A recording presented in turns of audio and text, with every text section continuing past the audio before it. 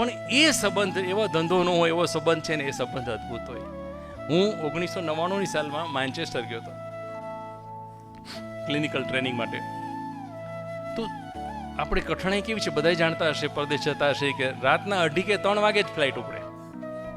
એટલે આપણે એક તો લોંદા જેવા ન્યા જ થઈ ગયા હોય, પાછા ઉતરી ત્યારે વહેલી સવાર હોય ત્યાં.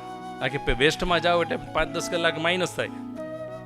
એટલે હું 7 વાગે સવારે ઉઠ્યો, અહીંથી 4:30 ઉપડ્યો હતો અને ત્યાં હું મેન્ચેસ્ટર પહોંચ્યો તો સવારના 7 વાગ્યા હતા. 0 ડિગ્રી ટેમ્પરેચર. ભાઈ આપણે 45માં થઈ ગયા હોઈએ, એટલે એ આપણને ખબર ન હોય ને આપણા કપડાં ત્યાં પાછા ચાલે નહીં ગરમ હોય તે. તો હજી હું ઉતરીને સામાન લેવા જાઉં પહેલાં મને યાદ આવ્યું કે મારા ત્યારે મને છે ને દૂરના ચશ્મા હતા. ઈશ્વરની કૃપાથી મને દૂરના નજીકના 2 ચશ્મા હવે જતા રહ્યા છે, પણ ત્યારે મને દૂરના ચશ્મા હતા. તો મને કશું જ બોર્ડ દેખાય નહીં. -1 નંબર 2 તરફ હતા. એટલે કોઈને પૂછીએ ને તો કોઈ જવાબ સરખો આપે નહીં. અને આ મારો અનુભવ છે, ખોટો હોત માફ કરજો બધા, કે આપણે હંમેશા એક વસ્તુ માર્ક કરજો કે આપણે ત્યાં જઈએ ને તો ત્યાં જે ભારતીયો વસી ગયા છે ને એ આપણને હલકા ગણે હંમેશા. ખોટો હોય તો માફ ક્ષમા કરજો, પણ આ મારો અનુભવ રહ્યો છે હંમેશા આખી દુનિયામાં ફરું છું ત્યારે, કે ત્યાં જે ભારતીયો રહેતા હોય ને એ લોકોને ભારતના માણસો પ્રત્યે સહેજ આપણને નફરત જેવું દેખાય આવે.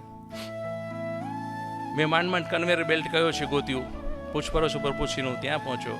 એમ મેન્ચેસ્ટરમાં કેવું છે કે ઉપરના માળે એરપોર્ટ, વચલા માળે બસ સ્ટેશન અને સૌથી ભોંયતળિયે ટ્રેન, રેલવે સ્ટેશન. તો મારે રેલવે સ્ટેશનમાં જવાનું હતું, ટ્રેન પકડવાની હતી. મારા થેલો જે હતો હાથનો, આપણે કન્વેયર બેલ્ટ દેખાય છે, બે આવે આમ કરીને ઉતારવી પડે નહીંતર આગળ વહી જાય.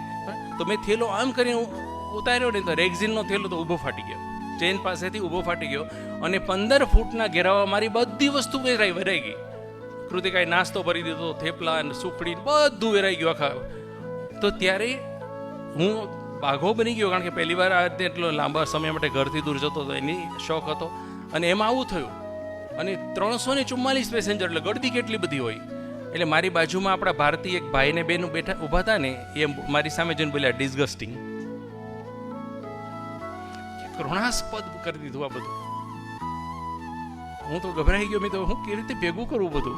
ત્યાં એક દાદા અંગ્રેજ, લંડનના જ પહેલાં ને ઇંગ્લેન્ડના નિવાસી આવ્યા કે જેન્ટલમેન ડોન્ટ વરી, કે ચિંતા નહીં કરશો, આવું થાય, it happens with anybody, it can happen with anybody. તમે અહીંથી લેવાનું શરૂ કરો, હું અહીંથી લેવાનું શરૂ કરું, કોઈ ઓળખાણ નહીં, કશું જ નહીં.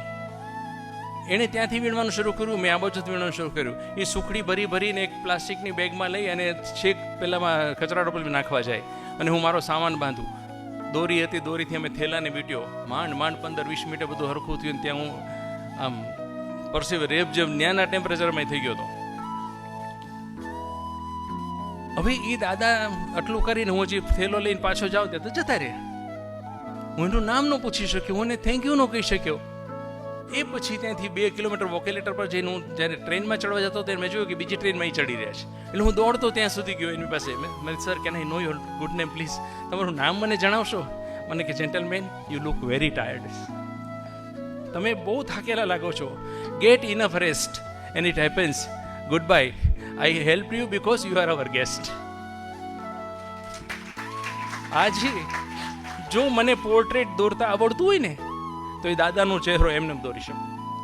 આટલી છાપ કોઈના મગજમાં છોડવી હોય ને તો અપેક્ષા વગર કોઈને મદદ કરવી. કારણ કે મને કદાચ આપણા ધુરંધરો કોઈના નામ અત્યારે વેંગસર કે ગાવસ્કરનો ગાવસ્કર તો હજી દેખાય જ કરે છે, વેંગસર કે કોઈનો પેલો ચહેરો યાદ કરું તો બરાબર ન યાદ આવે, પણ એ દાદાનો ચહેરો આજે 35, 36, 26, 27 વર્ષ થઈ ગયા એમને યાદ છે. આ જીવન જીવવાની કળા છે. એને આપણને ગેસ્ટ ગણ્યા ને આપણે આપણા ગેસ્ટને આવી સાથે વ્યવહાર આપણે પણ આવો જ કરવો જોઈએ, તો એ પણ આવી જ છાપ આપણી લઈને જાય.